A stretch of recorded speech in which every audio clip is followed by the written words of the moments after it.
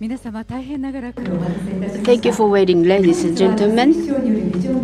Thank you very much for joining Vision Network by Female Governors and Mayors, commonly known as VisionNet. Now, let's begin the 5th Vision Network. My name is Yuka Tanimoto, and I will be your moderator today. Now, first of all, I would like to give you a brief introduction before the program begins. This program is also available in English. For details, please refer to the viewing page on our official website or overview section on YouTube. And please refrain from recording, videotaping, photographing, or taking screenshots of today's program.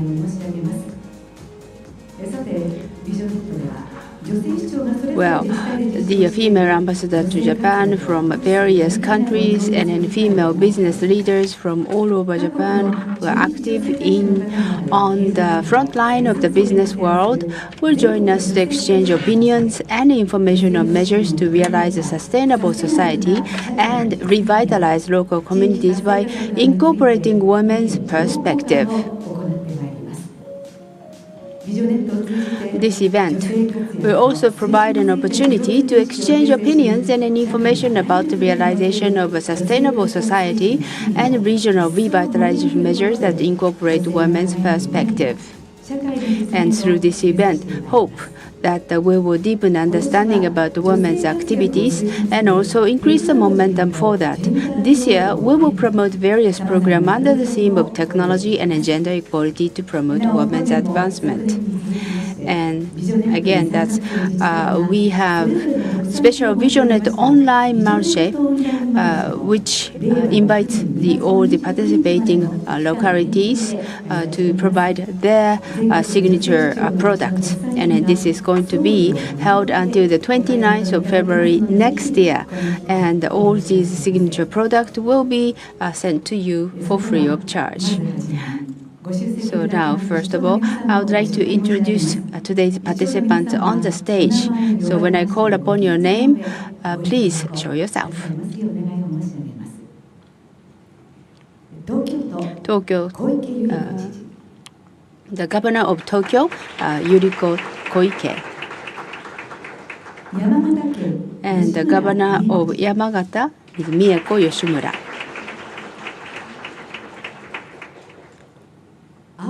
Aomori Prefecture, Higashi-Tsugaru-gun, Sotogahama. The mayor of Sotogahama, Ms. Yuriko Yamasaki. And from Miyagi Prefecture, Kurokawa-gun, Ohiramura, the mayor of the Ohiramura, Ms. Hiromi Ogawa. And Tochigi Prefecture, and the mayor of Tochigi, Ms. Hideko Okawa. Saitama Prefecture, the mayor of Gyoda City, Ms. Kuniko Koda. And Saitama Prefecture, mayor of Hasuda, Ms. Kyoko Yamaguchi. Saitama Prefecture, Chichibu-gun, and the mayor of Nagatoro, Ms. Takie Osawa. Chiba Prefecture, mayor of Kimitsu, Ms. Hiroko Ishii. And Tokyo, mayor of Shinagawa, Ms. Kyoko Morisawa. And Tokyo, mayor of Suginami, Ms. Satoko Kishimoto. And Tokyo, Nishitama-gun, mayor of Hinode, Ms. Misako Tamura. And Osaka, mayor of Ikeda, Ms. Tomoko Takizawa. Tokushima Prefecture, mayor of Tokushima, Ms. Sawako Raito. Fukuoka Prefecture, Kurate-gun, mayor of Kotake, Ms. Yuriko Inoue.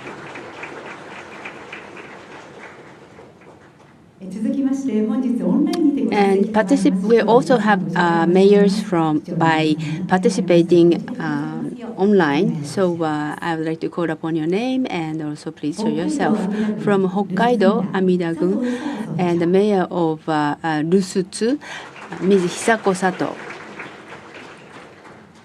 Tochigi Prefecture, mayor of the Nasukarashiyama-shi, Ms. Junko Kawamata. And Tokyo Higashiyama City, Ms. Hitomi Wachi. And also Nagano Prefecture, Suwa City, Mayor of Suwa, Ms. Yukari Kaneko. Aichi Prefecture, Mayor of Nagakute, Ms. Yumi Sato. Oita Prefecture, Mayor of Hita, Ms. Michiko Mukuno. And also from the Tochigi, the Mayor of Nogimachi, Ms. Hiroko Mase. So thank you very much. Now, the Ms. Kanako Yamada and also Mr. Nagatake, and also Ms. Junko Kawamata, and also from Kanagawa Prefecture, Ms. Toto Sato, joining us later.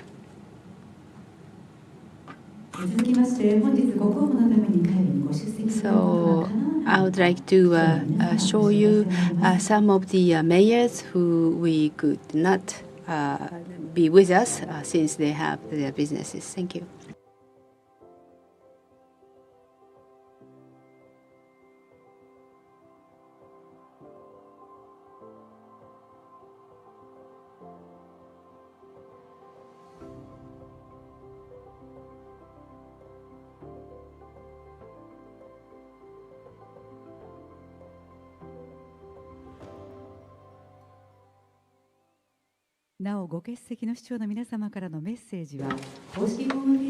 So the message of those who were not able to attend are on our official homepage. Please take a look at it.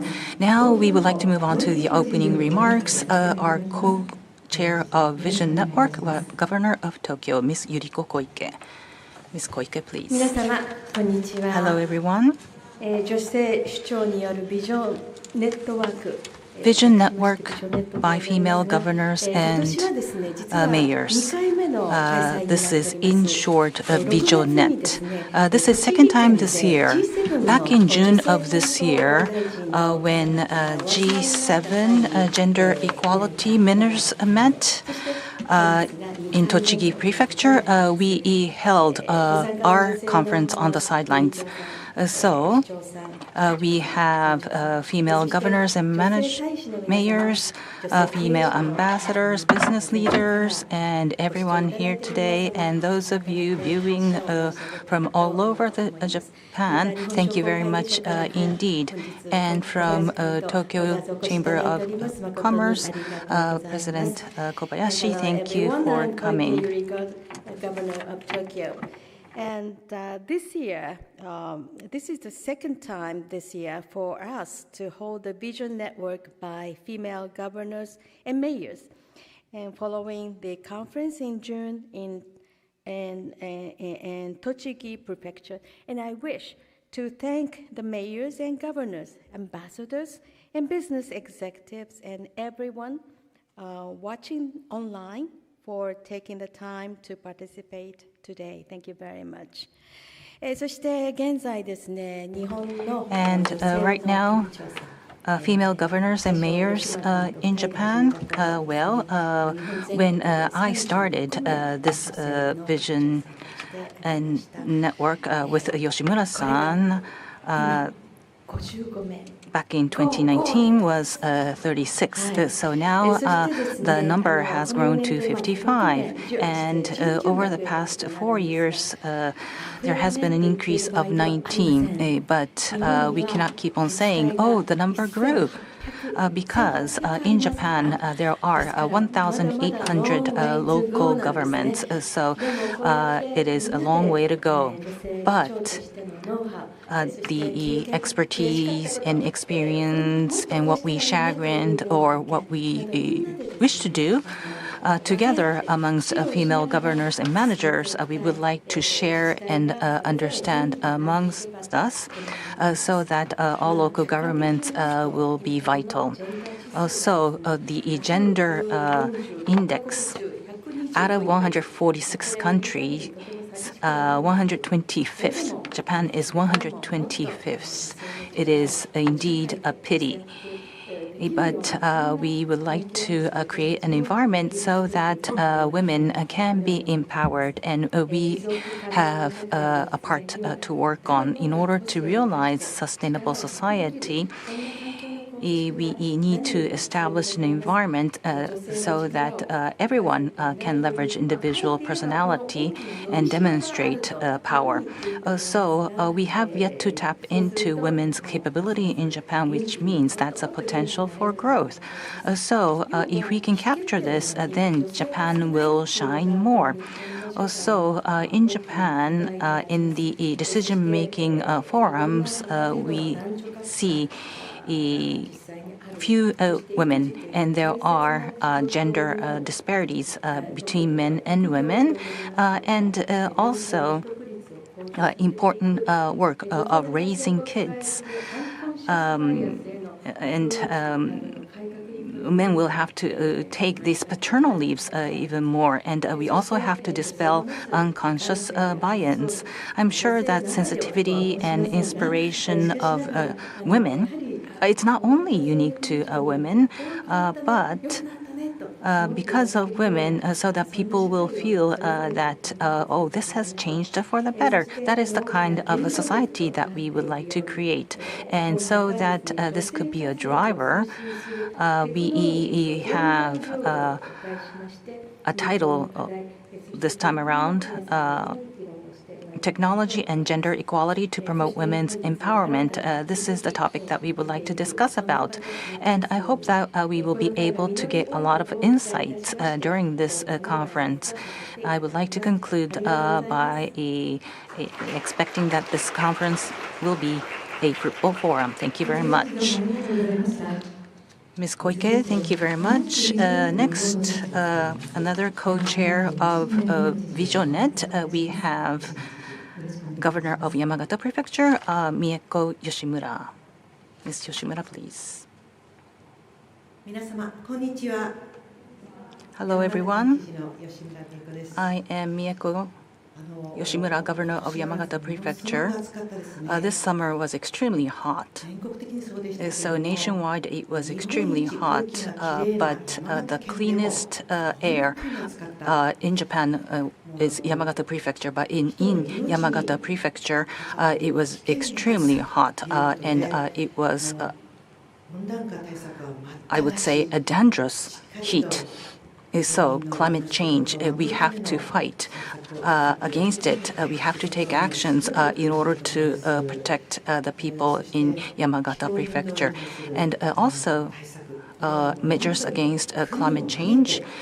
This will have to be carried out along with the national government as well as local governments together.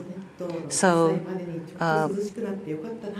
now the conference is being held today, and now the weather is cooling down, and it's a 1-hour flight from Yamagata to here, and it was 17 degrees in Yamagata Prefecture, and I understand that in Tokyo it is about 25 degrees. So now this is the 5th VisionNet conference, and we have so many of you here today and online, and I am extremely happy to be here. So, female governors and mayors and business leaders, and we have female ambassadors to Japan as well. So I am very grateful to see so many people attending, and thank you very much indeed.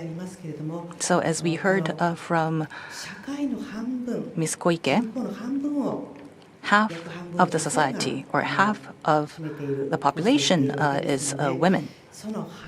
So the power and the capabilities of these half of the people have not been leveraged. And I believe this is a loss for the society. It's a pity. So compared to other countries, yes, we are faced with this loss. So the gender gap index by the World Economic Forum, yes, we were 125th out of 146 countries.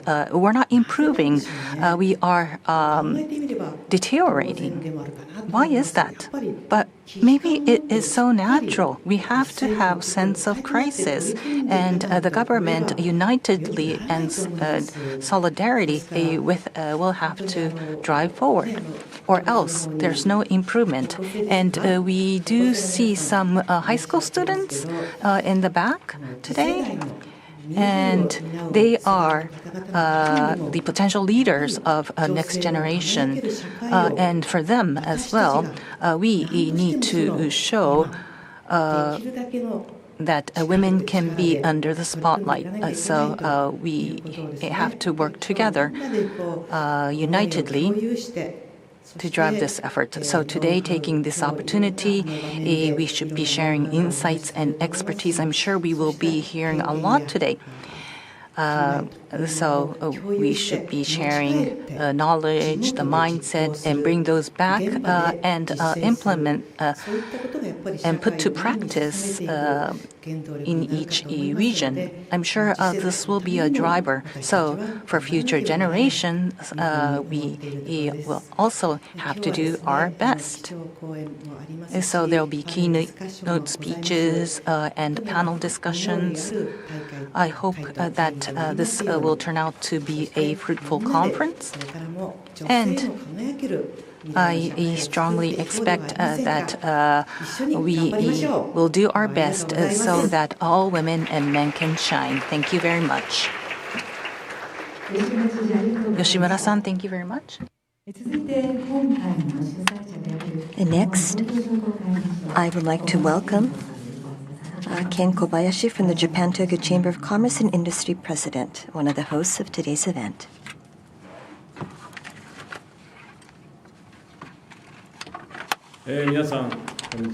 Good afternoon, everyone.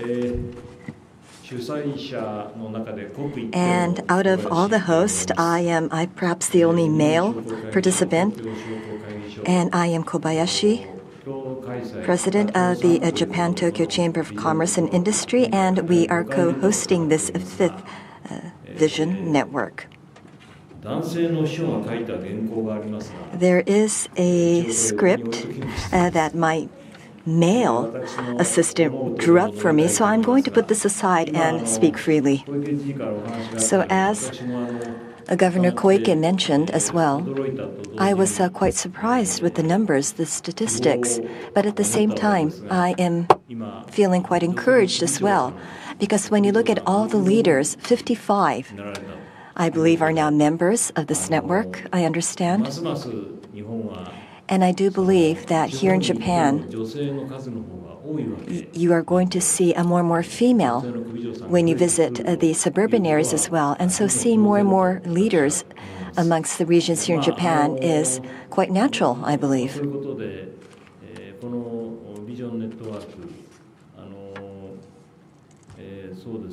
So last year, I believe it was, or two sessions before, I believe I participated. And there were many themes that were highlighted and discussed on these occasions. Now, in November of last year, I was appointed as president. And for the entire TCCI, we focus on multi-communication, in other words, multilateral communication. I strongly believe that communication is the origin of everything. And that is also my personal belief, because through conversation, through dialogue, the next step emerges. And I do believe that this communication women can add flavor to that, as well as you can focus on all of the challenges that the female population is facing that can be put on the table as a result of female engagement. And this will further encourage a multilateral dialogue, which will lead us into the next step. Now, towards the latter half of this week, I have been surrounded by women. Yesterday and the day before, I was in Niigata, and there was a CCI female session that was a gathering of representatives throughout Japan. So this was basically the leaders of SMBs throughout Japan. 2,300 presidents and CEOs gathered. So we had a very big dinner. The following day was a discussion day. And obviously there was a lot of comments that were thrown at me. So it was like a body blow. Gradually, you can feel the impact. And so this is the final, I think, event for me for this week that will conclude this week of female engagement. And I do hope that this Vision Network will further flourish, and this will provide the groundwork for fruitful discussions as well. So for CCI as well, I am more than willing to fully support your endeavors. And I would also like to thank you for using the Shibusawa Hall today for this event. And in July, H.E. Shibusawa will become the 10,000 yen bill portrait, the new bill. And in terms of women, at the 5,000 yen bill, Mieko Tsuda will also be on the new notes as well. So in its true form, women will be on the money bills as well, and this is proof that we are advancing, I think. So, what should I do next? Well, I like to follow the way of Governor Koike-san, that the ambassadors, female ambassadors, and regional governors, and all the female CEOs. Well, thank you very much for joining this Vision Network. And as a chairman of the Chamber of Commerce, I like to deliver our strongest support, and I really like you to kindly cooperate and give us a good suggestion and make an announcement to your own countries, which I really appreciate. Thank you very much indeed.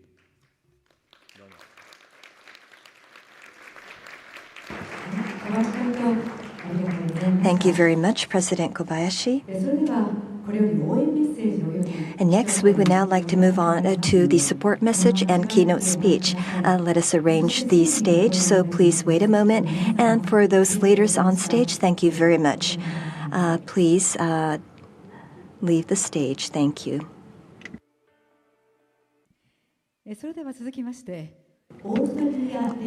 Next, from the Austrian Federal Chancellor Minister for the European Union and Constitution, Her Excellency Ms. Karoline Edtstadler, we will be receiving a support message. Unfortunately, because of public affairs, she is not in attendance today. So we have with us Dr. Elizabeth Bertagnoli, Ambassador to Japan, to speak to us on behalf.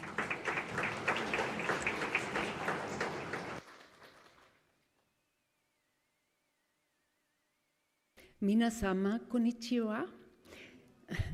I'm delighted to attend this year's VisionNet Forum, an event of exceptional relevance in our joint endeavor to promote the strengthening of women networks and our pursuit of increasing female leadership. Initially, Mrs. Karoline Edtstadler, Austrian Federal Minister for Constitution and the European Union, was foreseen to participate in today's event and to deliver her personal statement of support to you. She very much regrets not being able to be present as her arrival to Japan needed to be delayed. The Federal Minister has, however, asked me to convey her best wishes, and I would like to read out my minister's greetings to you. Female representation and leadership, as well as the ways how we can learn from one another, is a topic of great importance to me. Much has been achieved in terms of gender equality in Europe. In Austria, we have more than doubled the budget for women and equality in the last 4 years. However, much more remains to be done.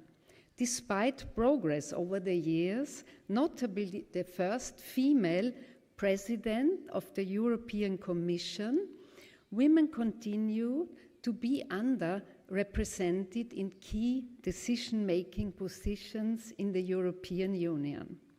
Currently, only 3 out of 27 heads of state or government in the European Council, the main EU institution that defines the general political direction and priorities in the EU, are female. It is clear that we have to continue to promote women in leadership positions in the EU and beyond. This is crucial for a better future, not least because we need diversity. Current and recent events, such as the pandemic, have highlighted how much we need diversity of perspectives in decision-making processes to achieve the best solutions. We need the best talents. We cannot afford not to tap the full talent pool of qualified women and men to find the best candidates for top positions. We need to be inclusive. In order to face the complex challenges ahead, it is essential that the needs and perspective of women and girls are being heard and considered. We need to break gender stereotypes. Female leaders inspire others and serve as role models for young women and girls, and can encourage more women to take on leadership positions in politics and beyond. An important step for gender balance in decision-making positions in the European Union was the adoption of the Women on Boards Directive. However, company cultures and gender roles in society have to be equally addressed to attract and retain female talent in leadership positions.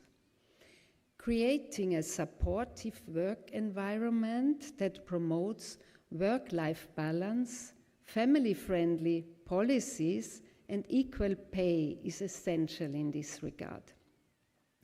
Overall, joint efforts and more awareness are needed to overcome leaky pipelines and glass ceilings in decision-making positions. The global community will have to continue to step up these efforts to promote gender equality in all spheres of society.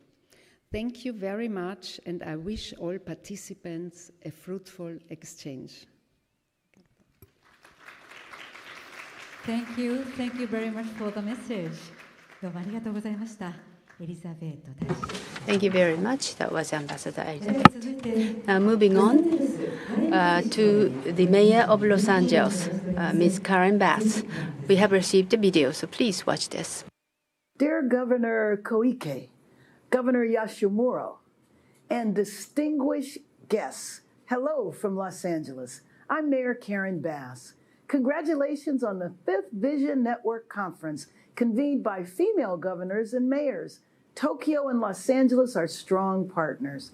We have been collaborating and learning from each other in many areas, from culture to business, from hydrogen, and opening our green ports to host major events like the Olympic and Paralympic Games, and also promoting gender equality in our cities.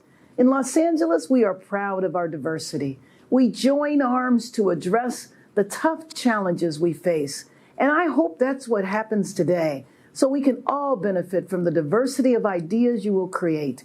I wish you the very best for today's conference. Thank you so much.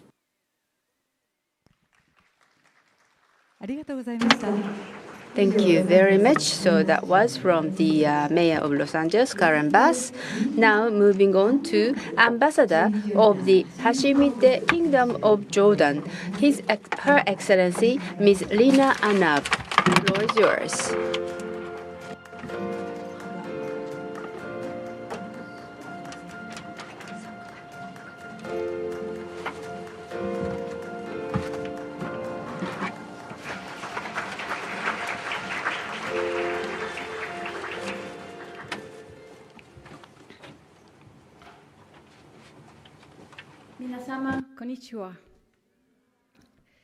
Hello everyone.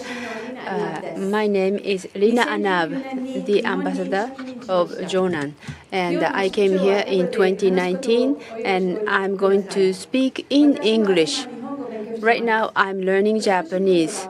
Japanese is beautiful language and I love it. Someday I wish I can give speech in Japanese. Thank you very much for inviting me today. Your Excellency, Governor Koike Yuriko, Your Excellency, Governor of Yamagata Yoshimura Mieko, esteemed mayors and ambassadors, Chairman Kobayashi. Where is Chairman Kobayashi? Well, I hope Chairman Kobayashi said it was his final event for this week, but I hope it's not his last event with women. Dear friends, it is an immense honor and privilege to stand before you today at the 5th Vision Network by Female Governors and Mayors Conference. This is my 3rd year to participate in this assembly of remarkable and outstanding women. I would like to express my deep gratitude for the organizers, and in particular to the Tokyo Metropolitan Governor and to Governor Yuriko Koike, a formidable leader and an exemplary role model, for hosting this event. Governor Koike's tireless efforts to champion women's rights, both domestically and on the global stage, deserve our utmost respect and appreciation. We are indeed fortunate to have such a dedicated advocate in you, Governor Koike. I also wish to acknowledge the exceptional political and civil leaders present today and my fellow ambassadors, who have demonstrated unwavering commitment to create more inclusive societies that advance women's rights within their own countries and worldwide, and ultimately propelling us closer to achieving gender equality. Today's conference brings together like-minded women and men whose determination and political will are essential drivers to the change needed to empower women. The Tokyo Metropolitan Government, under Governor Koike's leadership, stands as a shining example of this commitment. Deliberate policy and regulatory interventions show that TMG now has 17% of women in managerial positions, surpassing the national average of 13%. Moreover, paternity leave among male employees at TMG stands at 43%, exceeding both the national, public, and private sector rates. TMG's recent establishment of Encouragement for Working Women Division is yet another important step towards promoting women's empowerment and gender equality. Another example of a political will to advance women's political role in Japan is the recent appointment by Prime Minister Kishida of 5 women cabinet ministers, including the Minister of Foreign Affairs, Mrs. Yoko Kamikawa. Dear friends, the significance of our gathering today lies in the inspiring stories we share that speak to the challenges and triumphs we've encountered on our respective journeys. These narratives, I hope, will serve in encouraging more women, young and old, to come forward and assert their role as an equal partner in the political process. Today, more than ever, it is important that we stand united in the face of increased bullying and harassment, targeting women in the public sphere with the intention of discouraging them from seeking public office or continuing a political career. Speaking of stories, Allow me to share a glimpse of my own story. I am Lina ANNAB. I am not the wife of the ambassador of Jordan in Japan, but the ambassador herself. I'm sure my fellow women ambassadors can relate to the frequent assumptions made about our roles. Although seemingly trivial, these assumptions highlight the persistent cultural biases surrounding gender roles, especially in high-ranking positions. And by the way, I must say, spouses of ambassadors and diplomats deserve to be recognized and appreciated for the magnificent diplomatic work that they do in their own right.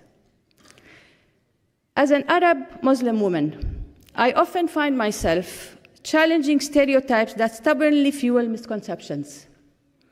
I still recall my first job interview 30 years ago at a multinational company when the interviewer asked me in passing, he asked me to assess my ability to succeed given my nationality, gender, and religion. I got the job, but I also answered the question the way I would like to answer it. While I consider myself lucky for not encountering the profound challenges that many girls and women face, I, like many women, understand what it means to be underestimated or simply overlooked because I am a woman. I grew up in a house filled with love and strong women.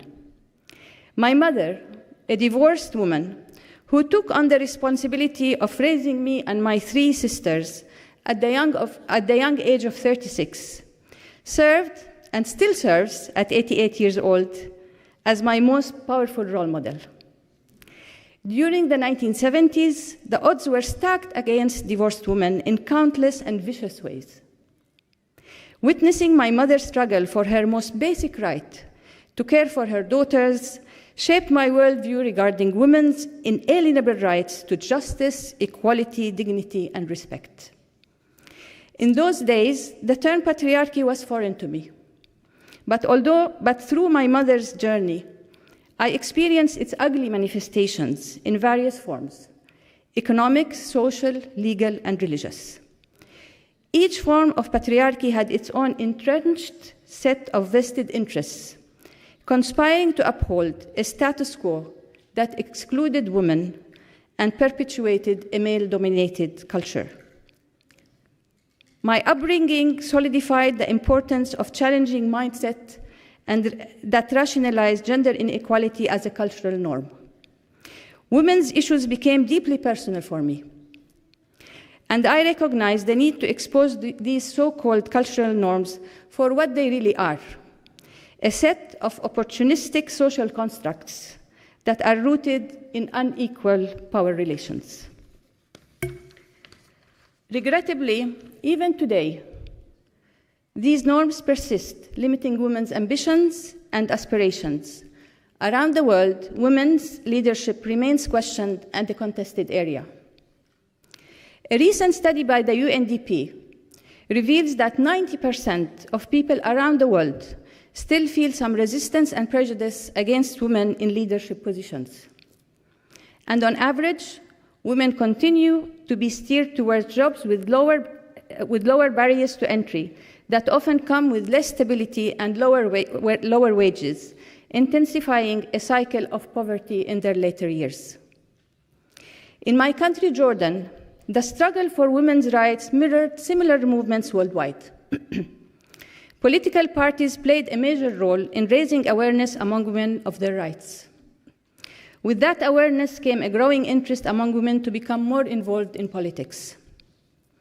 Given Jordan's geopolitical context, women's movements in the past century have been shaped by both politics and socio-economic factors.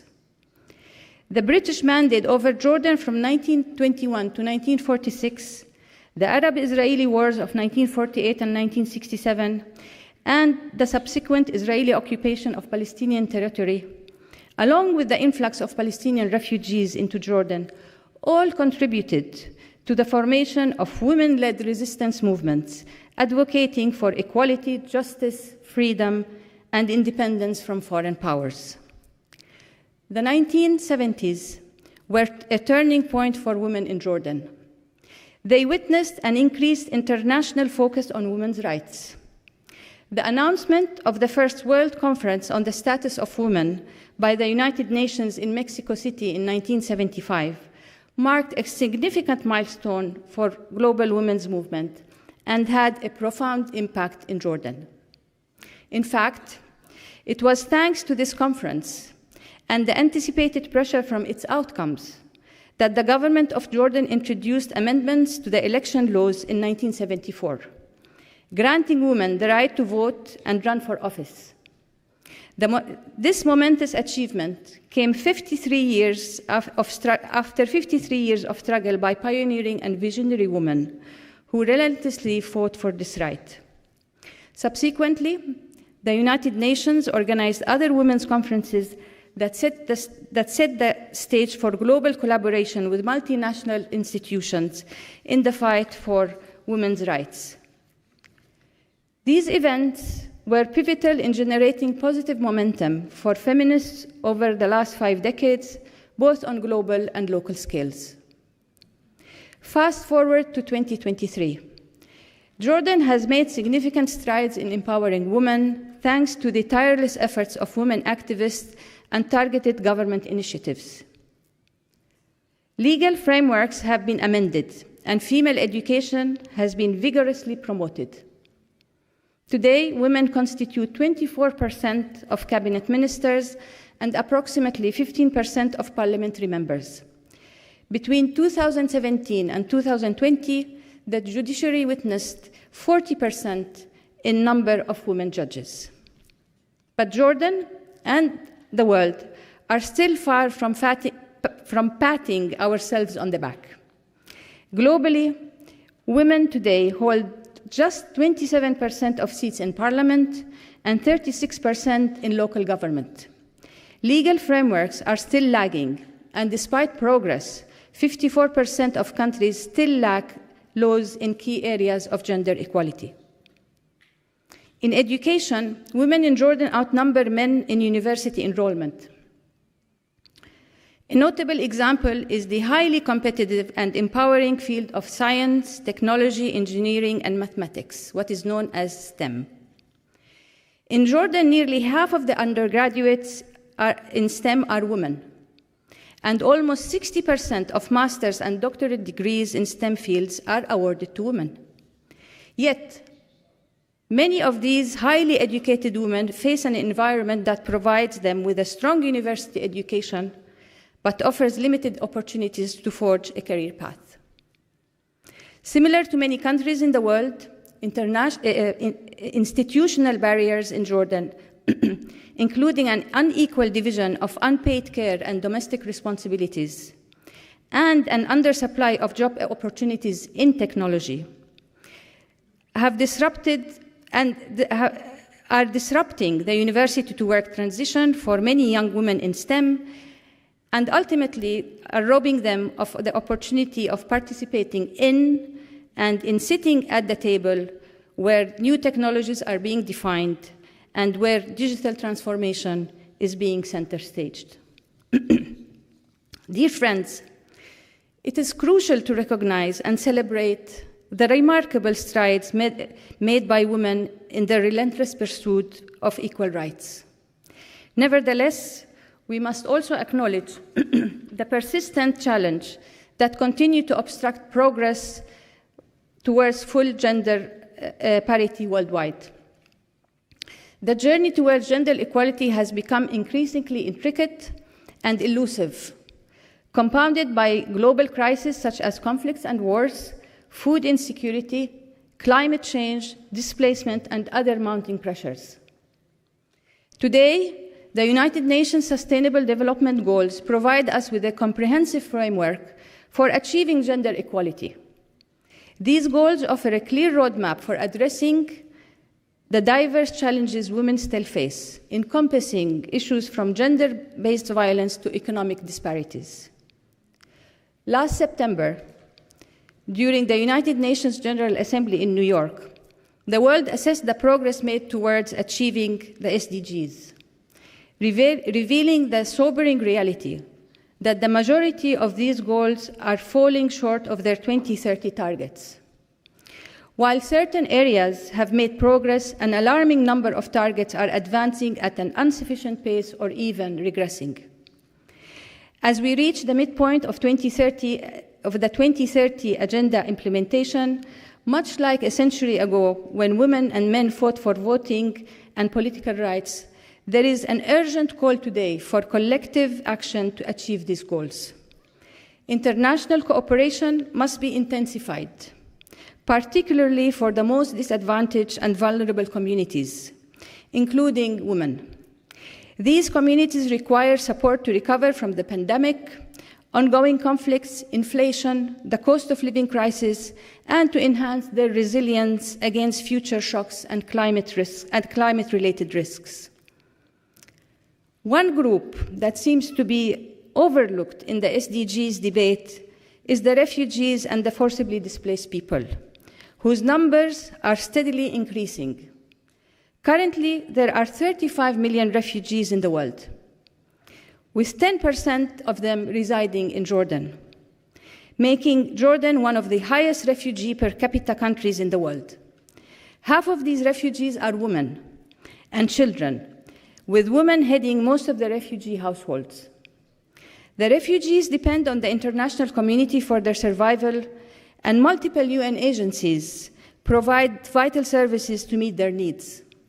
Unfortunately, many of these agencies are facing severe funding shortfalls due to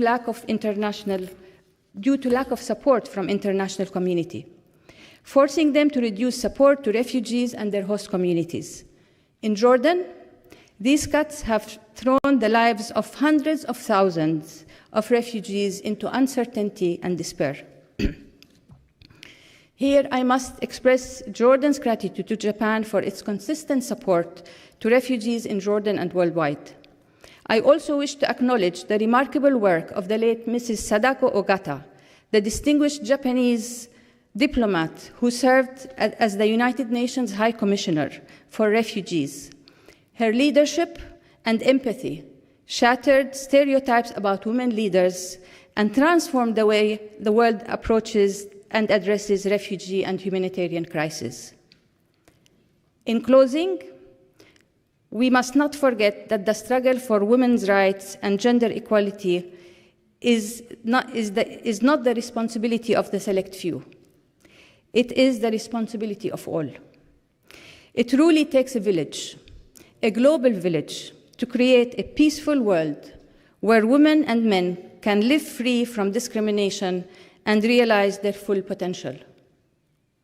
Let us commit to follow in the footsteps of those who came before us and complete the noble endeavor they started for the benefit of all human mankind. Let us remember that women's rights are human rights, and that equality in all its forms is an expression of a society at peace with itself. The late Ichikawa Fusae, the great Japanese leader of the women's suffrage movement, expressed it best when she said, "No equality without peace, no peace without equality. Heiwa nakushite byodo naku, byodo nakushite heiwa nashi." Thank you. Arigatou gozaimashita. Thank you very much for the wonderful speech. Thank you very much. Lina That was Her Excellency Lina ANNAB. Next, we would like to welcome the Chancellor of Showa Women's University, and the theme is the focus on women and their posture. So we would like to welcome the Chancellor onto the stage.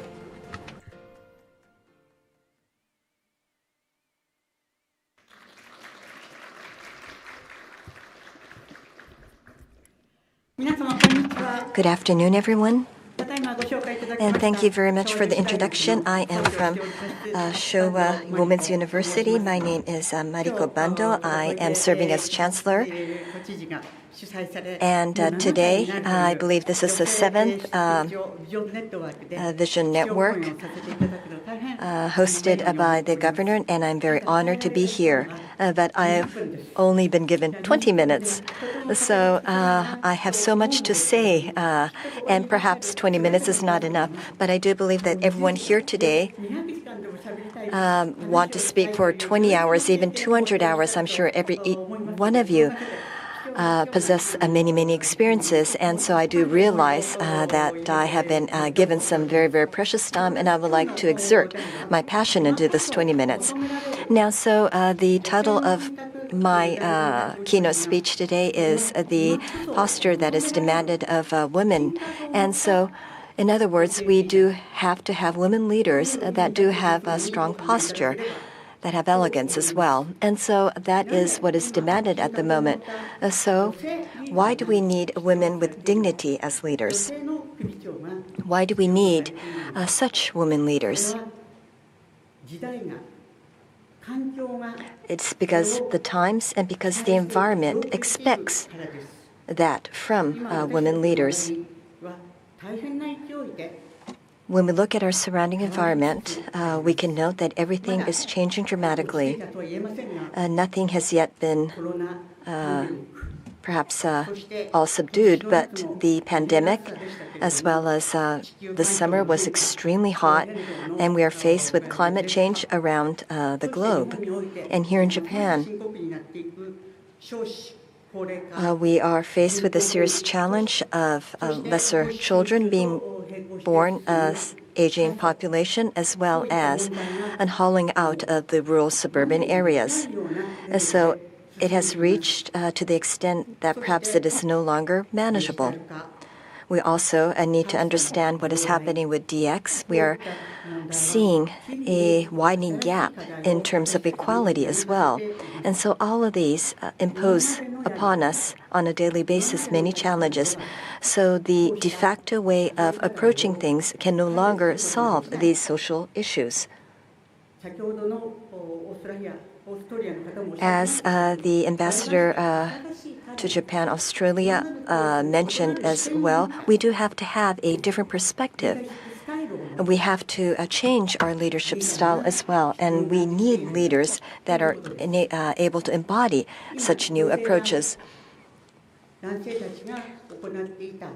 So women now are being appointed to roles that were only safe for men in the past. Many new posts are being filled with women, and women can exert leadership, can fulfill the roles that were only meant for men in the past. Women can also solve issues as well. But this is perhaps just an extension of the de facto. In other words, we have to fundamentally change this approach altogether. We have to inject organizations with new novel ideas and new management styles as well. And we need women to become the change maker. And that, I believe, is what is demanded from the women leaders, and perhaps not just for the leaders. It is demanded by all type of organizations. The leadership style is ever changing, and it has evolved. Traditional leaders, or perhaps professional leadership styles, we see many men fulfilling that role, top down, very strong, very intelligent, very impactful, rich, and this was, or these were the attributes of strong leadership in the past. And these strong leaders were there to solve social issues. However, as I mentioned in the onset, to solve new social issues, one person just being powerful and predicting everything and solving everything is now impossible. From here onwards, a collective group, a collective inclusive group is needed to solve these issues.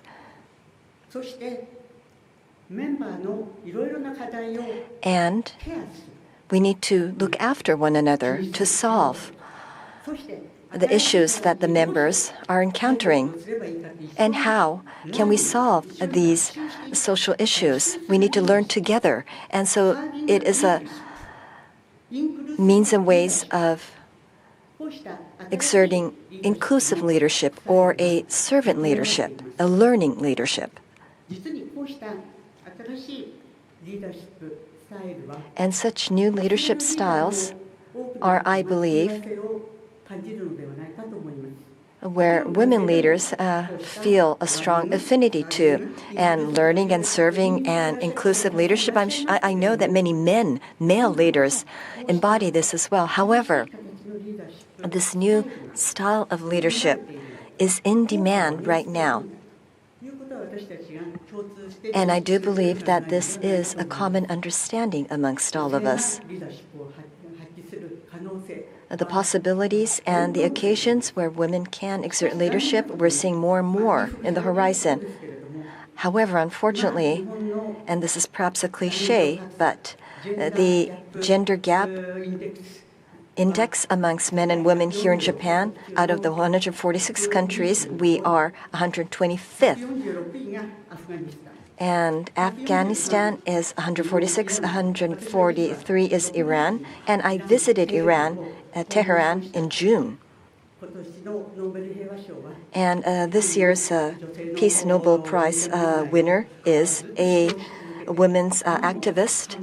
And she is still in jail at the moment as we speak. But this Nobel Prize, this Peace Prize, was awarded to her. So throughout the world, women's rights, status, still, when you compare it to the level of men, we are much behind. So the gender gap index, the top ranking, Norway, Finland, well, New Zealand's different, but Sweden, Germany, the top 10 countries are dominated by European countries. But nevertheless, even in the European countries, there's much more to be done.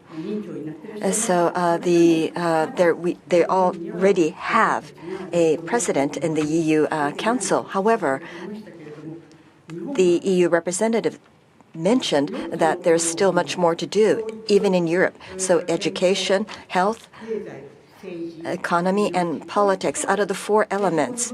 For health and education, Japan is striving pretty good. But in the world of economy and in the arena of politics, we need more women. So 9.9% of the lower house is consisted of women, and I think that is a well-known fact. But for governorship, 4.3%, only 2. And mayors, 3.2%. And for town mayors, 0.9%. So again, the leaders, women leaders, and the ratio of women leaders is still extremely limited. So let's take a look at professional work.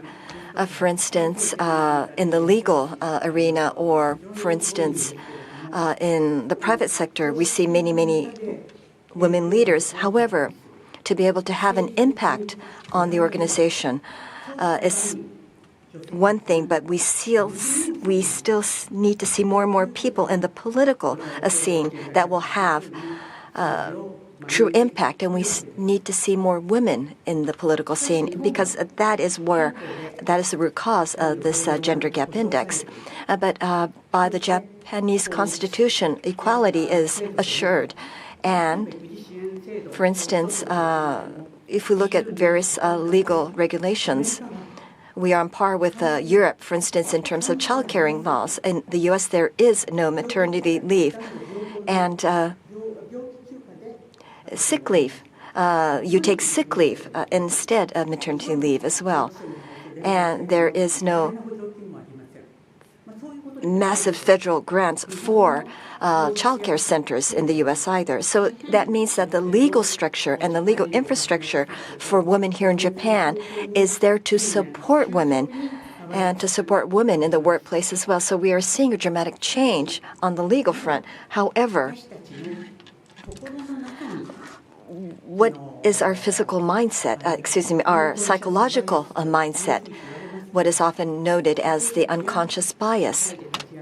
For women to flourish in society, to exert their leadership skills, and to become the top choice in elections, there is still this bias. There is this resistance towards women, and it's not just resistance.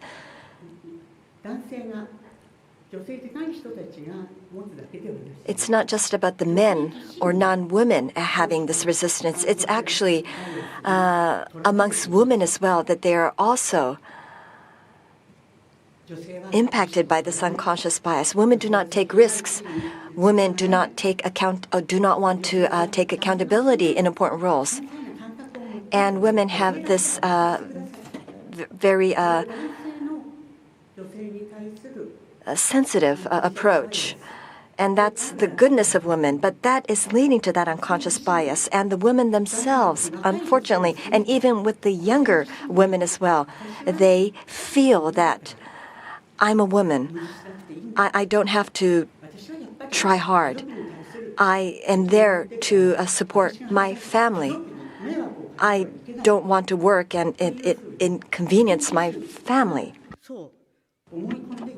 And that is really the special bias. So if the person has a special attributes like an older traditional leader, such as powerful, authoritative, and rich, maybe that person should be a leader, but I have nothing to do with those traits.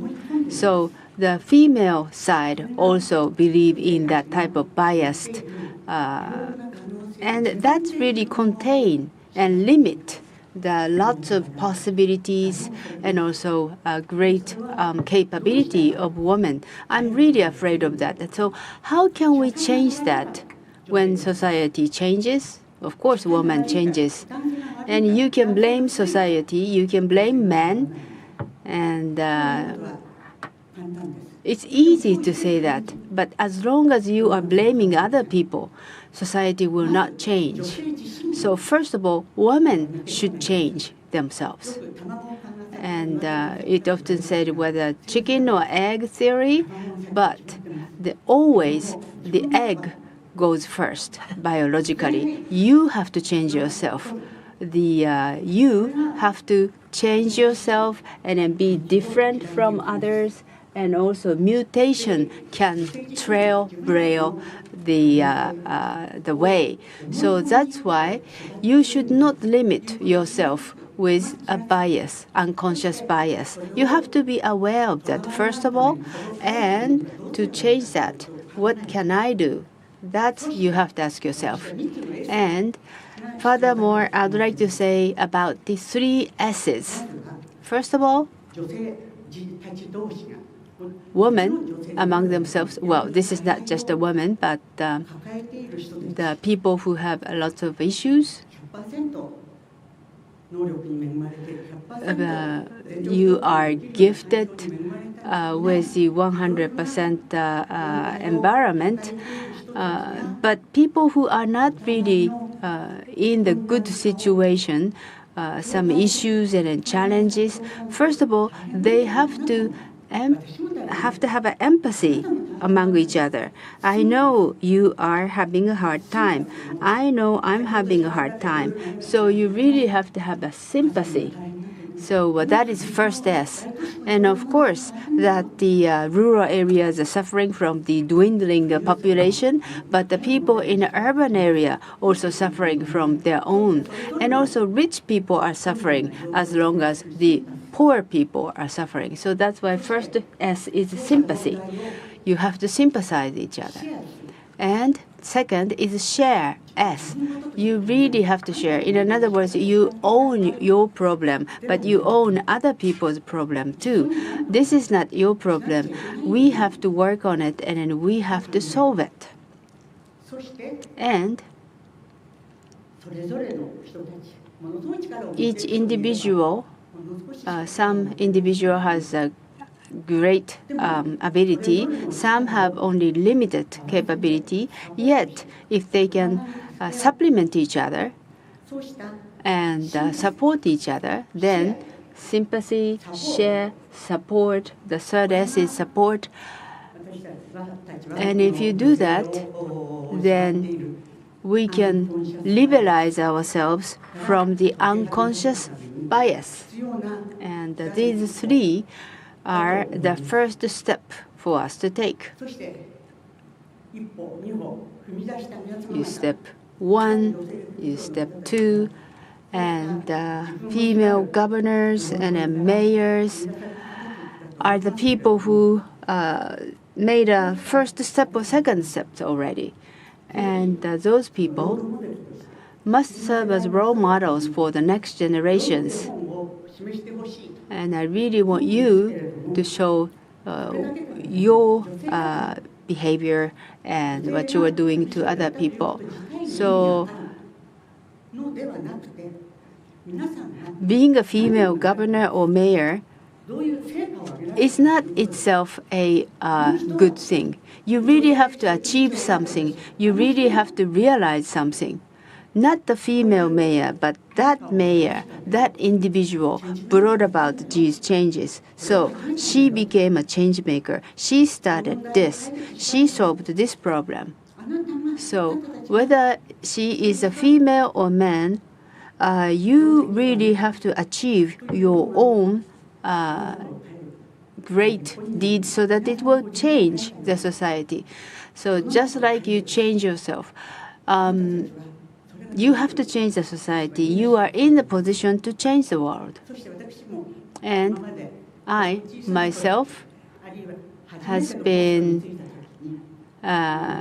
working in different positions, and I usually become a leader or the head of the first team or the organizations which are newly created. Usually don't have much budget or don't have many people. But I always try to be a leader to set the vision so that all the members of that organization can share and also empathize. So this conference is a vision network, but you really have to put out your vision to other people. And the members of the organization have to really maximize their possibilities. And you really have to serve your leadership to members of the organizations so that every individual of the organization can really maximize their ability, but not just limited to the members. You have to ask for external people to support you. To do that, you really have to collect lots of information, and you really have to look at the network. And you always look for the people to help you. So even you are the leader of small group, you can really achieve big things. So in your own position as a leader, and you have to take care of the well-beings of your people in your community. And I really hope that you will be supporting and also contributing to the residents and also the members of your community and also the town and city. Thank you very much, Professor Bando. So that's it for the keynote speech. And after the break, we will be having a panel discussions and also 5 different sub-panels. And there are 5 different topics, and you have to select the channel according to your preference. So what you are here, what you are in right now is the main panel discussion, and this is going to be about the technology and gender equality to promote women's empowerment. And channel 1 is for promoting DX will change the way women work. Channel 2, life-work balance for women to shine. Channel 3, towards the realization of a society that respects diverse genders and lives. Channel 4, aiming for a society that protects women's dignity and pride. So the main channel and the channel 3 and then channel 4, we will be having simultaneous translation services. Please select the channel that you wish to listen to and get ready for this. As soon as the preparation is done, then you are able to get into that panel discussion. So now we'll move on to the panel discussion preparation. And what you are in right now is about the technology and gender equality to promote women's empowerment. Please check your audio and also screen images. And also, one more time, please refrain from taking pictures or video recording, any type of recording of today's contents. So I hope that you will enjoy the session. Thank you.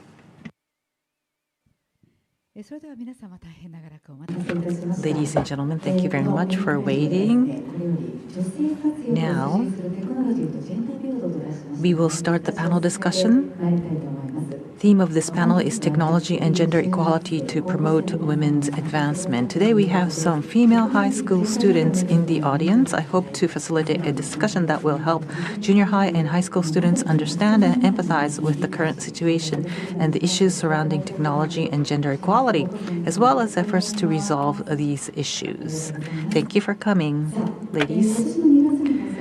At the 67th session of the United Nations Commission on the Status of Women, held in February, the enhancement of women's digital skills was taken up as a major theme. At the G7 ministerial meeting on gender equality and women's empowerment in Mieko, Tochigi in June, the joint statement included the following recommendation on how to close the digital gender divide. We should take a gender perspective on digital policies and processes to design, develop, and deploy new technologies, and we should strive to ensure that women are full, equal, and meaningful participants in governance and decision-making in all aspects of digital technologies.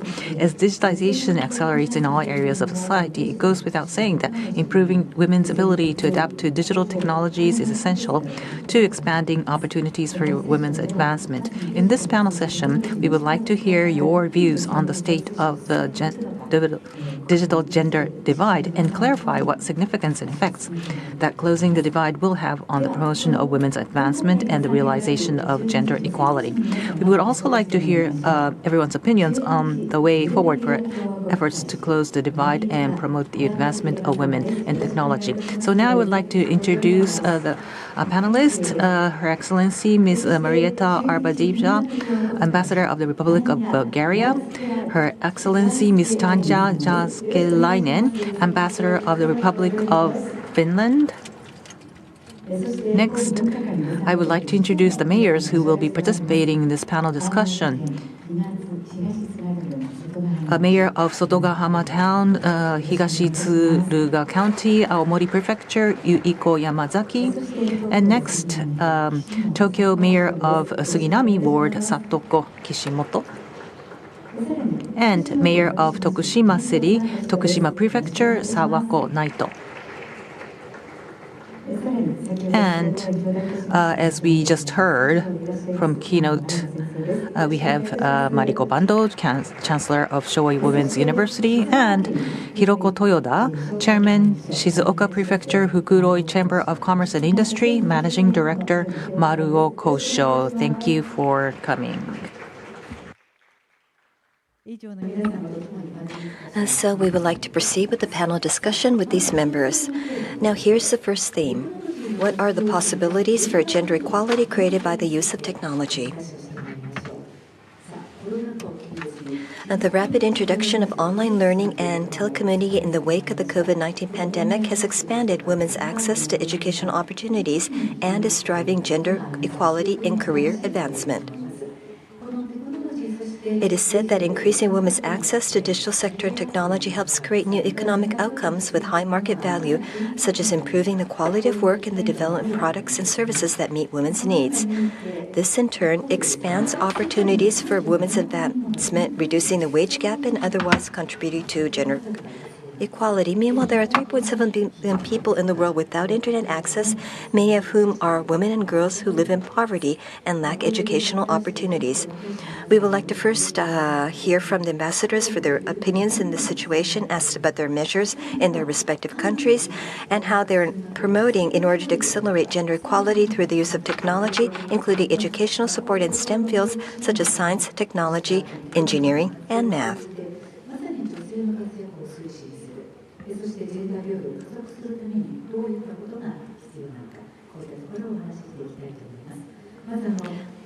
So, first of all, I would like to ask Ms. Bando,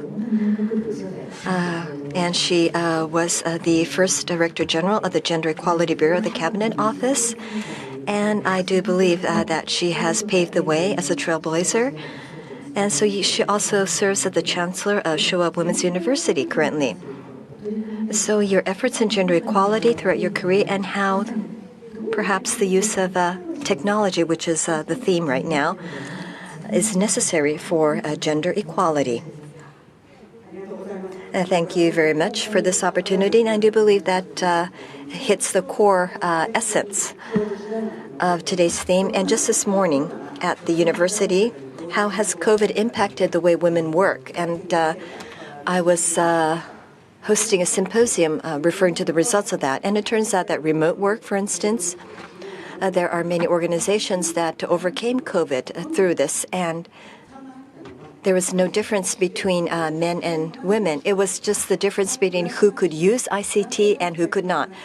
So obviously, even men could not utilize technology. So it was just the deviance between the skill sets, not the gender difference. And so COVID allowed us to see the potential of ICT, and if we leverage ICT more and more, it will empower women. Having said that, the unemployment rate amongst women is higher because remote work or work that allows you to do remote work, there are more full-time employees amongst men, lesser women. And women focus on, for instance, the restaurant industry or the hotel industry and so forth, and so they lost their jobs through COVID. And these are jobs that are usually not full-time hiring jobs. And just one more point that I would like to add, remote work, in terms of women's work-life balance, balancing the household and taking care of children, it was quite optimal. However, even if remote work penetrates, even within the household, housework and looking after children is still the mother's role, the woman's role. And so men, now with remote work, they are seeing higher productivity, but women are actually seeing lesser productivity through remote work. And because you usually use a kitchen table, for instance, to do remote work because they do not have their own rooms. And so we do have to look into the environment as well to create a better working environment for women, even if it's remote. And so with something like the pandemic, with an extraordinary event occurring, it emerges, it sheds light on the positioning of women. Thank you very much, and we would like to hear from you later on as well. Now, Professor Bando, I do believe that you highlighted a very important point. I did mention this last year as well. Forbes Japan that I work at, the readers, 80% men and female 20%. And I am now the editor-in-chief, but nevertheless, this ratio did not flip. However, with COVID, it's now 50% readership. And this is because of online remote work. In the past, you'd have to commute to work, you have to look after children, you have to pick up your children, and so forth. And so you can do your housework, and you can also juggle work as well. And so it's the same start line, and women are actually better and using their time as well. So data proves that as well. So the first time, women feel that they are now at the same starting line as men. So they would have to use their spare time to search for recipes for today's dinner, for instance, but now they can leverage that time or allocate that time to do something more productive, for instance, extending their career. So I believe in the power of technology. So I would like to ask Ambassador of Bulgaria. So currently, Bulgaria's IT sector is 45% women, and it's well above the EU average of 32%, I understand, so which is amazing. And in Bulgaria, there is a noticeable shortage of IT personnel, which has led to an increase in the percentage of women being promoted in large companies, as well as increasing wages. And I even hear that companies are offering benefits that emphasize work-life balance to retain a good IT female personnel. So what initiatives has the Bulgarian government undertaken so far to expand opportunities for women in technology and also to accelerate gender equality? So we would like to hear from you. So please, Ambassador. Thank you very much, distinguished panelists, moderator, and also to the students that are today with us. I'm really looking forward to the Q&A session afterwards, so please ask questions. Thank you very much for this very bright picture that you painted of my country, Bulgaria. Indeed, despite the very wide-range efforts to promote gender equality in science and technology, women in many countries still remain underrepresented in the STEM fields of science, technology, engineering, and mathematics. Situation in Bulgaria, however, is different. According to 2018 Eurostat statistics on scientists and engineers representation in the EU, 41% were women and 59% were men. Women scientists and engineers were the majority in only 4 EU member states, and Bulgaria ranks second with 52%. This is more than half of the population of Bulgaria. In a broader perspective, Bulgaria ranks third in the world in number of IT specialists per capita. Actually, ICT is the fastest growing sector in Bulgaria, has been so for the past 10 years already. It has an annual growth of almost 90%. And according to Eurostat statistics for 2016, Bulgaria ranks first in female ICT specialists among the EU countries. Enough with the numbers. What is behind those numbers, and here I would like to point to two aspects. This is the very strong tradition in Bulgaria in STEM education that goes back almost 50 years already. Girls and boys in Bulgarian schools both strive to have a career in STEM education, and this is very normal. And because of the many working women and many women scientists and engineers that we have, we are surrounded by role models. And this motivates each year more and more girls to choose mathematics or IT, STEM-related majors, and to really pursue a career in those areas. I'm going back to the ICT sector. It employs the 90% of the people who work in the ICT sector are very young people. They're professionals under 35. And 1/3 of those people are women. So we see a very, very strong female representation in the ICT, IT sector. However, it's not all bright, of course. There are challenges. Still, in Bulgaria, as well as globally, women, I would say, to a very large extent, lack self-esteem and have internal psychological barriers. And girls who studied math, even girls who are very good in math or IT in the STEM areas, do not all of them search for jobs in ICT, and sometimes they lose opportunities that are there. And their career path is usually longer than the career path of men. And there is still a pay gap, even in Bulgaria, where women are very well represented in ICT. I would just like to mention that our Minister of Innovation currently is a female, she's a woman, and I would like to give you 2 examples that are Japan-related. Sega Games, a very well-known company in Japan, opened their office in Bulgaria 5-6 years ago. Half of the people working in their office are women.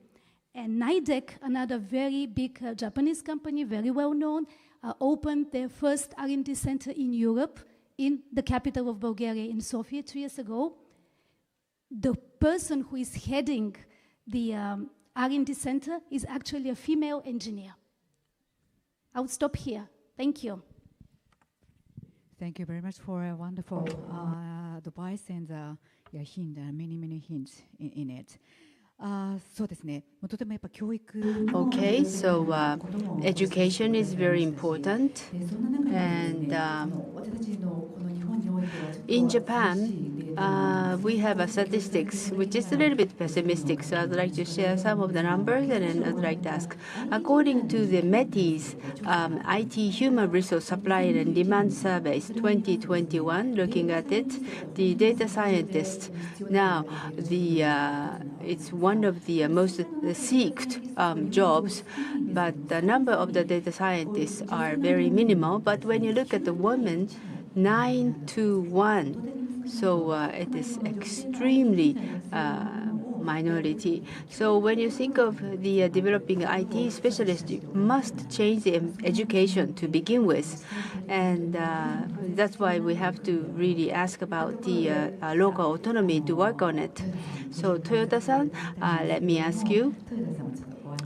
Ms. Toyoda, I would like to introduce to you. So you became the vice president in 2019, and she became a first president in 2022. So that when you look at the female management team in the Fukuroi Chamber of Commerce and Industry, 40%, so it is pretty high. And also they are working on the try to get the balance between the men and women in wage. You are also serving as the senior managing director of your own company, so that I think you are providing the good environment where women can work comfortably and promoting gender equality. So Toyoda-san, use of technology, what is your view about it? So thank you very much. Maruo Kosho. I am a managing director of the Maruo Kosho. I'm Toyota. Thank you very much. So I'm working in the field, and also I'm serving as a president of a Chamber of Commerce. So I would like to speak from 2 different perspectives. Most of the businesses are SMEs in Japan. So when it comes to the women's empowerment, let me talk about my company, Maruo Kosho, so that we have like konotori companies, and also the companies which are very friendly to the child rearings, and then we get all the certificate. 2023, we also received the certificate for the welfare. So easy to the rear child, and also for women to comfortably work, and yet it is SMEs. During the COVID-19, we really have to make it more digitalized. So that's why we went through the dramatic DX. We are not a big company, so that we have to use the general purpose equipment and then try to do our demonstrations. So work from home is one thing, and also changing starting time and flexible work style. We introduced the digital technologies, such as to control the overall working hour with the cell phones, and also the invoice and others became paperless, and try to get the communication tool to enable the people to work from home and others. So that's why we started having more of the work from home. And when the child is very small, sometimes the child becomes sick, so and they can stay home and then work from home. And then this is not just for women, but also men too. So digitalization is very good for the people to work from home. But if you really have to do more, their SME need to have some incentives to really work on it. this is to really grow our businesses and can be motivated by that. And that is one thing. And also certificate is very useful for the SMEs. And when you bid on certain project, the certificate becomes more effective. So when it comes to SMEs, usually the top-down works because organization is small and many things can be decided by the head of the organizations. The most crucial thing is that you really have to communicate what you are doing.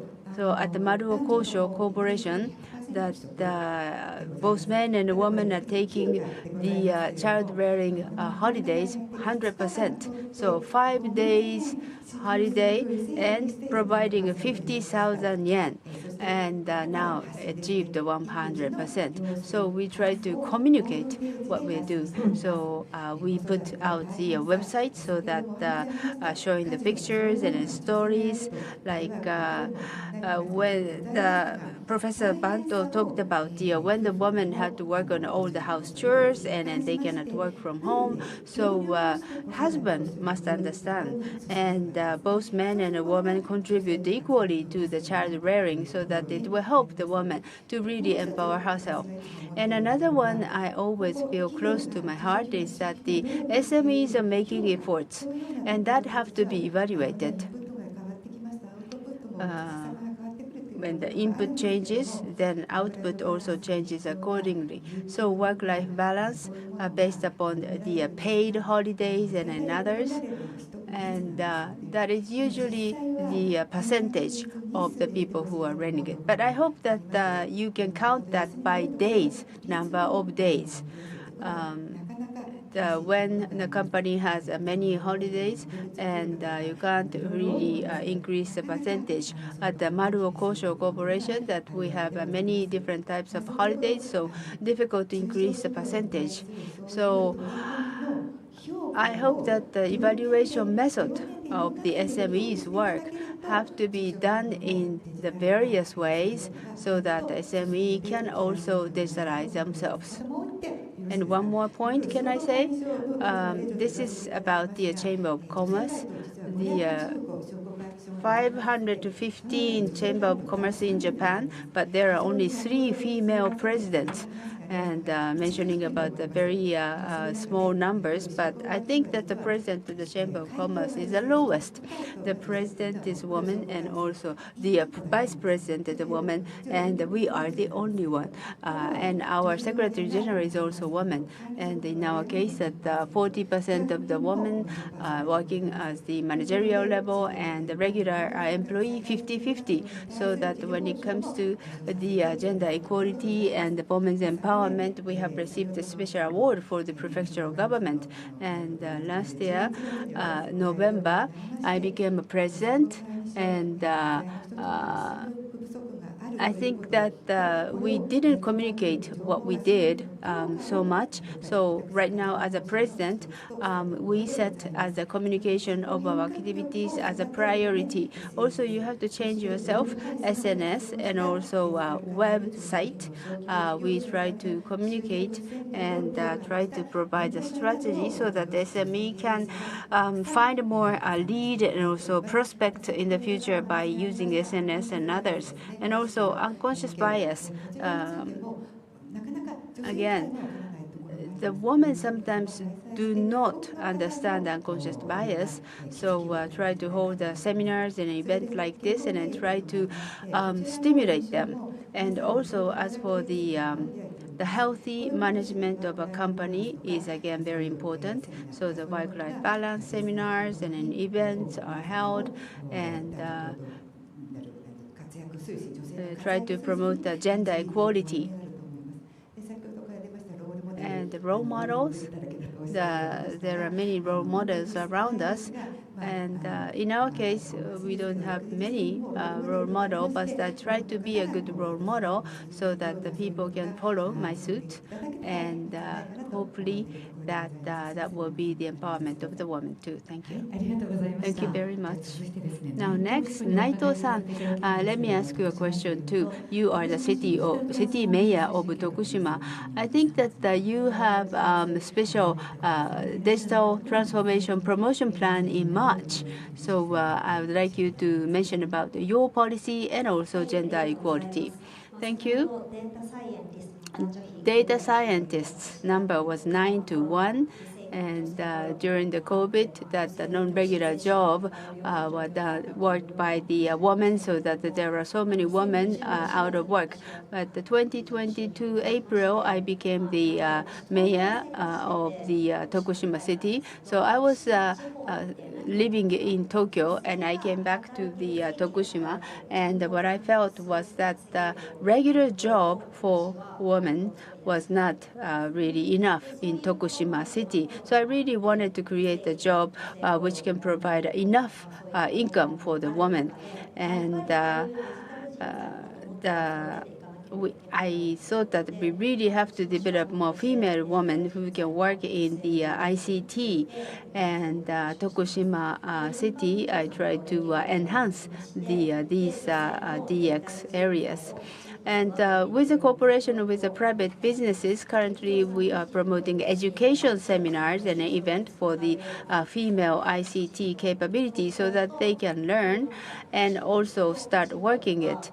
And when you look at the wage level between the Tokyo and Tokushima, there are big gap, and try to shrink that gap. It started in 2021 and 2023. This is the second term. In the first term, we educated the people, and those people become instructors and then teachers, and they are teaching the local women about the digital technologies. Even for the junior high and then high schoolers, we provide a free of charge education.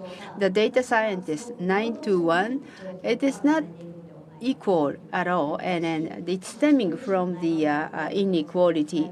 And I am the member of the Gender Equality Committee, and I've been saying that we need to have more women, and even from the rural areas, we have to develop the women who can earn money in the data. Thank you very much. So thank you very much. And I do believe technology or the power of digital is a must for women, but at the same time, areas where we lack productivity, and perhaps for the regional towns as well as the suburban areas, again, technology and using technology has to be promoted. But having said that, there are other major challenges as well. So online harassment that actually impedes the usage of technology. A survey by the UN Women Agency reported that 38% of women in 51 countries surveyed have experienced online harassment, and that many girls and women refrain from using digital tools or accessing online content because of this fear of harassment. So we do have to fix this situation as well. And once again, utilize digital or technology to empower women as well as lead to gender equality. So I would like to ask Ambassador of Finland as well at this point. Now, when we hear the country Finland, gender equality, as well as we believe that you are the utmost pioneer in this field, and we believe that you can be a role model. So according to an OECD study, Finland's percentage of female students enrolled in universities and other higher education institutions in STEM fields is 22%, one of the highest amongst developed countries. And also, scientific literacy, reading literacy, again, Finland is also ranked third in international surveys. And so in terms of learning as well as gender equality, Finland is a very advanced country. So I would like to ask the ambassador So we do have some challenges. So how do we overcome these, for instance, harassment challenges and still utilize technology? So mitigate harassment, but at the same time leverage technology to create a society that enriches everyone. And how do we pursue this approach, please? So, Ambassador. Thank you very much, distinguished panelists, audience, organizers, and thank you very much, moderator, for your kind words and introduction.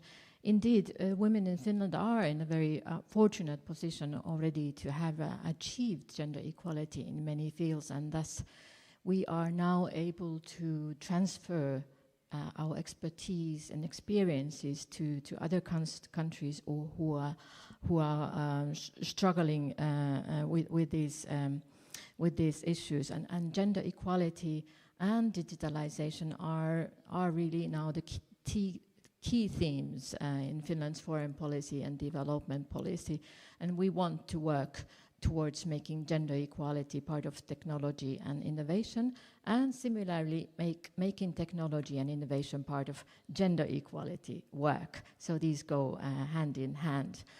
First, it's important to recognize and understand the different dimensions of digital power it has for people, decision makers, NGOs, and companies alike. And it's important to recognize and understand the gender gap and gender divide issues that are existing. For example, we've heard there is a gender gap in access to technology and digital competencies. Technology does not always respond equally to the needs of women and girls. There are too few women and girls working with and studying technology and innovation. And what the moderator mentioned lastly was the online violence and discrimination that are gender-based. And we, in fact, in Finland we are working together with governments, businesses, foundations, and UN agencies such as UN Women to eradicate these problems. This alliance is called Action Coalition on Technology and Innovation for Gender Equality. And in this Action Coalition, Finland is committed to promoting prevention and eradication of gender-based online violence and abuse. Also to correct gender imbalance in science and technology, and integrate gender in technology investment, and to bridge the digital gender divide, among other objectives. So we are funding this alliance to work with other countries who want to advance in these sectors, and we are funding. We're promoting gender equality with concrete actions such as creating decent work for women based on new technologies. And we also like to advocate digital mediation, digital safety of women, human rights defenders, and digital literacy of women and girls in developing countries. There still remains a lot to do, but I'm sure with a very committed work from all these parties, not only governments, but businesses, NGOs, academia, societies, individuals, we can make a big difference in the future. Thank you. Thank you very much. Finland is the leading country in diversity and also the technology education and utilization. So their efforts are very helpful and also the informative for us in Japan. Thank you very much. Now moving on to the Yamazaki-san, the mayor of the Sotogahama. You created the second Sotogahama Town Gender Equality Promotion Plan, and the Sotogahama town has been a large population of the fishermen and the male-dominated labor practices. But I think you are the mayor of this town and working very actively about the promoting the gender equality. So do you have any comment about the harassment and also the prevention of the violence and others? Thank you very much. Well, it is not really the level of technology, but as you said, that we are very much latecomers. And I was living in Setagaya, and I would say the value senses when it comes to gender equality, 2 decades or 3 decades delayed over there. So first, I was told that like this. I said that would you read it? Would you say it again? Would you say it again? So I will video. I will take a video, and also I will show this to the other voters, so that there are so much harassment that I will take a video and I will show this video to others. So I'm a single, and I'm not that young yet, that people are really against talking to a female and also a young woman. Maybe they are supporting me, but sometimes I'm threatened by them. When I look at the SNS, like if I show that I'm on the business trip, and sometimes people may come to my house while I'm not out, but at the beginning, like from the messenger, that you saw me today at the event. So, and so I cannot really say that you really have to do like I did, but I became this position because 20 years ago, 30 years ago, the people were fighting against this type of discrimination. So that's why I have to be a barricade to really fight against these type of harassment and others. So it is not really a technology or anything like that, but I think that this situation has been favorable for women, because it used to be like everything was contained inside the village and an outsider wouldn't know. But thank you very much. You had been fighting with all these harassment. So now we are using technology, so you don't have to fight by yourself, but also you can work against the very conservative traditional trend, and then you can also communicate that in the website. So we really want to protect you too. Thank you very much. Now moving on to the Kishimoto-san, please. Kishimoto-san, last July, you became the mayor of the Suginami, and before that, you were in Europe and working as the specialist of the NGO. So I think you have a special experience and trying to working on the countermeasures to promote the gender equality. I would like to mention 2 points. Suginami Ward, in the previous general election, among the parliament, we achieved the 50% of the councillors, and there are only 4 local autonomies who have achieved 50-50 men and women. And now, digitalization and female statesmen or politicians or female leaders, SNS or social network. Well, I use the social network to communicate, but harassment or the fake news and also exclusivity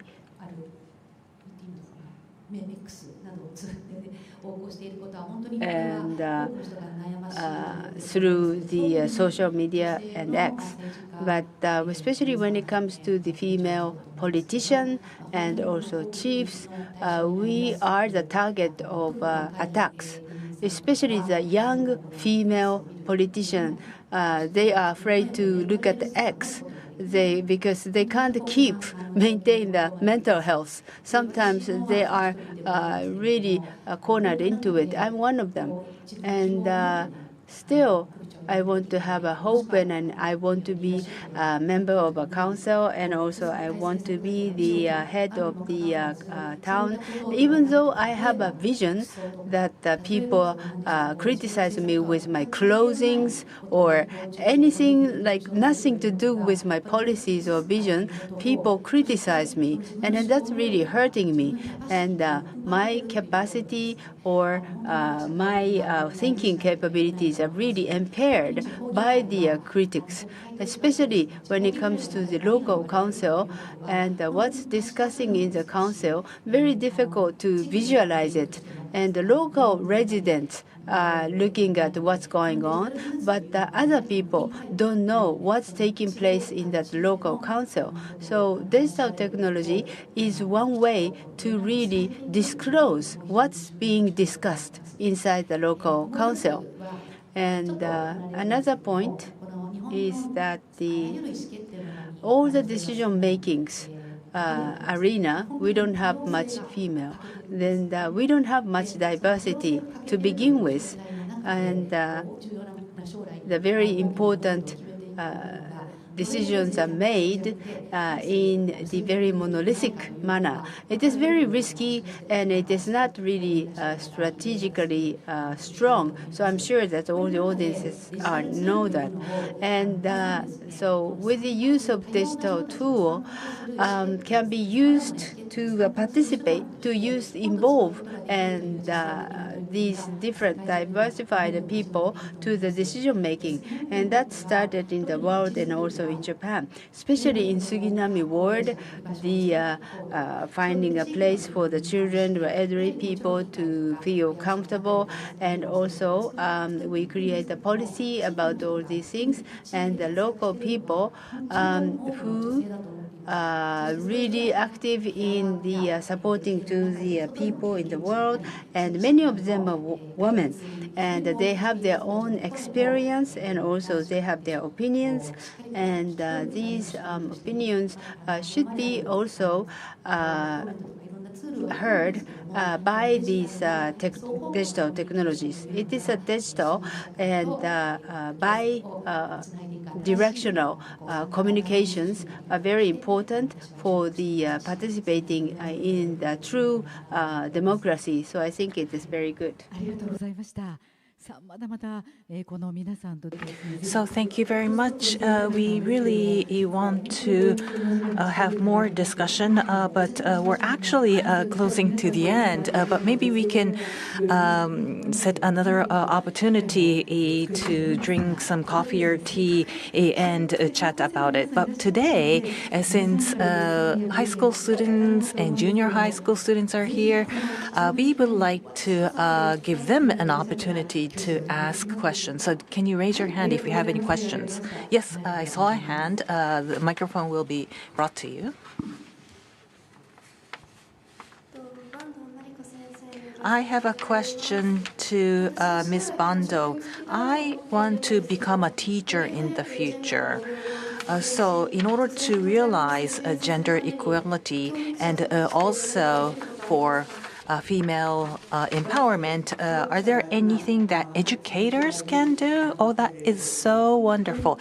Educators give great impact on future generation. We were talking about lack of female in digital talents, and perhaps some teachers in the past discouraged by saying, oh, it's okay, female students don't have to know about mathematics or science or technology, but rather you should be encouraging people, even one person, two person, three educators or four educators, motivate these students, and that will, of course, attract these female students to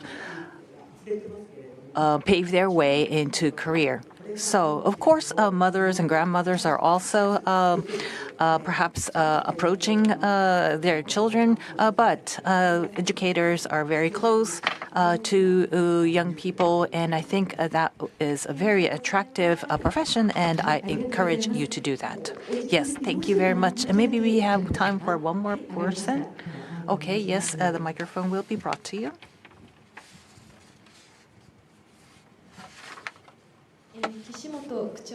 I have a question to Mayor Kishimoto. When in Japan, if you get divorced, women are not allowed to get married for 100 days, which is not applied to men. And similar system is in Turkey as well. Women are being discriminated. However, in US, France, or Denmark, they are less discriminated, and they didn't have similar systems. So I was wondering why this legislation is in place in Japan. Well, yes, there is a certain period that women are not allowed to marry, and this has been stipulated under civil law. But this has been revised. Yes, in the past, for 100 days, you were not allowed to get married. However, this has changed last year. So I'm not an expert in law, so perhaps I'm not in a position to answer directly, but other opportunities, I hope you can ask the experts. But the reason why this law was enacted was because when baby is born right after remarrying, you don't know who the father is. Well, partially it's due to technology, because in the past, without technology, of course, we didn't have a DNA test. So if the baby is born, you don't know the father of the baby. But technology can save all these now. Yes, thank you very much. So I'm sure there are other questions, but unfortunately our time is up, and we now would like to close the final part of receiving questions from students. And in this panel, the theme was technology and gender equality, and we heard various suggestions, and we found out that a lot technology can actually promote gender equality. But the purpose is not to use the technology, but it is no more than means. And the purpose should be, of course, women. So it's not just about women, but for everyone to lead a happy life, digital as well as technology. How do we leverage the power of such is something that we have to consider. So becoming human-centric through technology, becoming a state, a country, a community. And I think that we should not be overlooking that point. And I myself, in terms of DX as well as digital transformation, I have done many interviews, and I do believe that this is all dependent on the commitment of the leader. Are you willing to embrace digital? Are you willing to embrace technology? And that commitment will go a long way. And I do believe that the leaders on stage do have that commitment. And hopefully for those of you who are viewing this session as well, please gear yourselves with that commitment and elevate the literacy of digital, of technology, and this will lead to a much more human-centric world. And I do look forward to your support in creating such a world. And I do believe that through such endeavors, we can create a society where no one is left behind, and the society itself will become quite rich. So on that note, we would like to conclude this panel discussion, and thank you very much for your participation. And I would like to also extend my gratitude to the viewers as well. After this, Vision Network will continue to announce the declaration and give closing remarks on this channel, so please continue to watch. Until preparations are complete, please watch the introductory video of the municipalities that are absent today.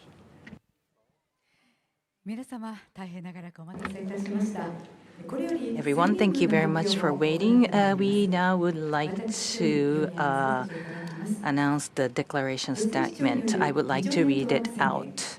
Declaration statement by Vision Network of Female Governors and Mayors. As members of the Vision Network by Female Governors and Mayors, we hereby declare that we'll take the lead in developing the following initiatives with the aim of realizing a society in which women shine. We will take the initiative to increase women's participation in decision-making in all areas of society, including politics and the economy. We are committed to raising awareness throughout society so that everyone, regardless of gender, can play an active role in the further revitalization of the region. We are committed to developing the next generation to become the leaders of a bright future for all, utilizing the expertise we have gained as women leaders. We will proactively promote the sharing of best practices and exchange of opinions on new initiatives obtained from this Vision Network, which was held under the theme of Technology and Gender Equality to Promote Women's Empowerment.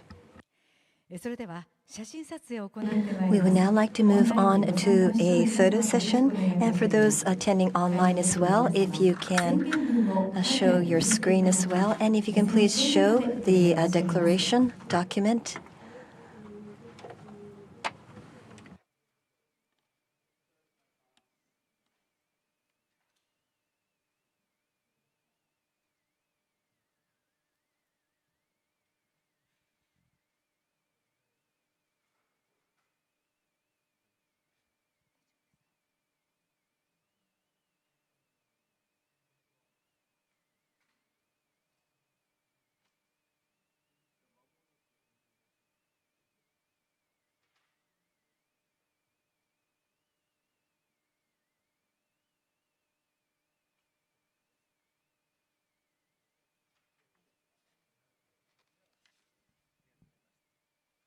Thank you very much for your cooperation. And if you can please close your declaration notes. Thank you very much.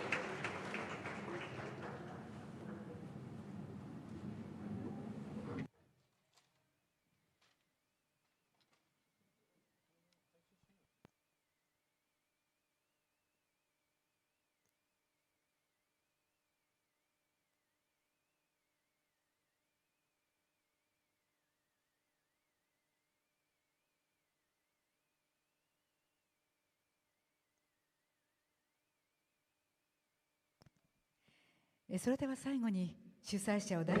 lastly, on behalf of the organizer, I would like to invite the Governor of Tokyo Metropolitan Government, Ms. Yuriko Koike, to close the session.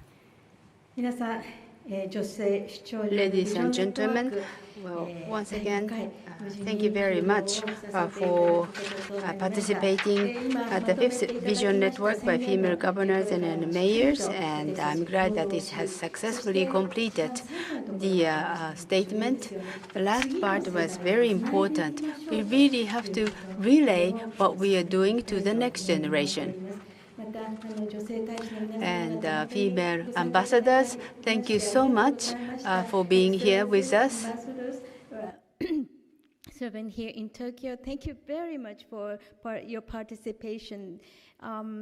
You enhanced your participation, accelerated our energy. Thank you so much.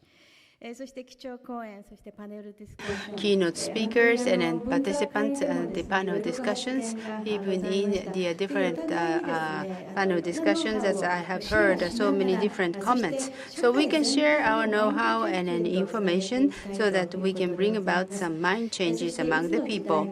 So in any era, the society is always created by the people live, and half of the population is women. women. So how do we make use of the woman's power and then capability?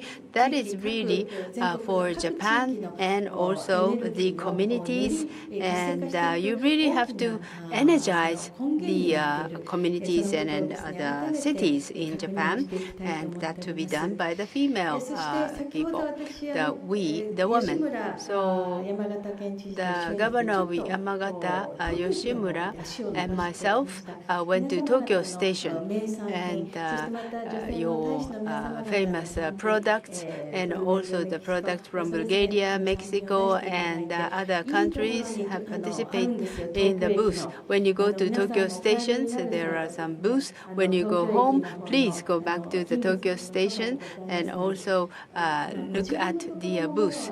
And I think you have enough of your local produce, but I think that I bought the boiled potato at your booth, so that now we have 55 people, but really want to increase the numbers. Now, high schoolers, did you enjoy today's session? Now, the mayors and governors and the head of a village and others, the female chiefs are working very hard. So the high schooler people that make sure that we, the women, are going to be shining in the future. So the people from the Chamber of Commerce and Industries, and also the people who have helped us to hold this conference very successfully. Thank you very much once again for your support. Thank you. Thank you very much for your participation. Thank you. ありがとうございました。 Governor Koike, thank you very much. And also the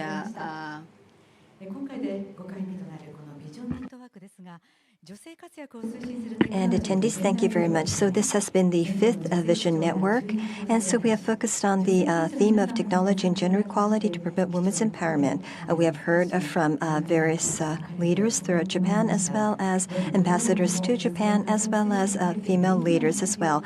Through the keynotes and panel discussions, we have focused on 5 themes across the subsessions as well, and all of the programs, we believe, have been quite fruitful in terms of dialogue and discussion. And I would like to extend my gratitude for all of the participants. So on that note, this will conclude the 5th Vision Network for Women Leaders. And as Koike-san mentioned as well, continuing on from last year, this year as well, the municipal governments that are participating in the VisionNet, they have put together their specialties, and they will be offered on the VisionNet online marche until next year, February 2029.